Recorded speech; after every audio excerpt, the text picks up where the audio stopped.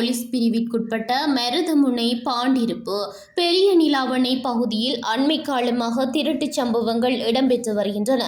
குறிப்பாக இரவு பகல் வேளைகளில் இத்திருட்டு சம்பவங்கள் இடம்பெறுவதுடன் பொதுமக்கள் விழிப்புடன் இருக்குமாறு போலீசார் கேட்டுள்ளனர்.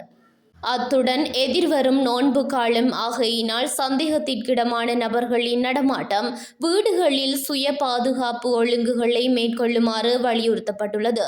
மேலும் அண்மையில் 18 வயது மதிக்கத்தக்க 3 சந்தேக நபர்கள் மருதமுனை பகுதியில் வீடொன்றின் கதவினை உடைத்து ரூபாய் 25,000 பணம் பெறுமதியான கைத்தொலைபேசி என்பவற்றை திருடிய நிலையில் பெரிய நிலாவணை போலீசாரினால் கைது செய்யப்பட்டிருந்தனர்.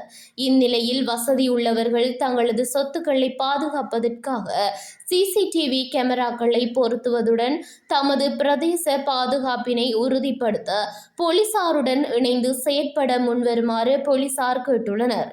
மேலும் போதைப் பொருட்கள் விற்பனை பாவனை தொடர்பில் ஏதாவது தகவல் தெரிந்தால் உடனடியாக போலீசாருக்கு தெரியப்படுத்துமாறு போலீசார் கேட்டுள்ளனர்.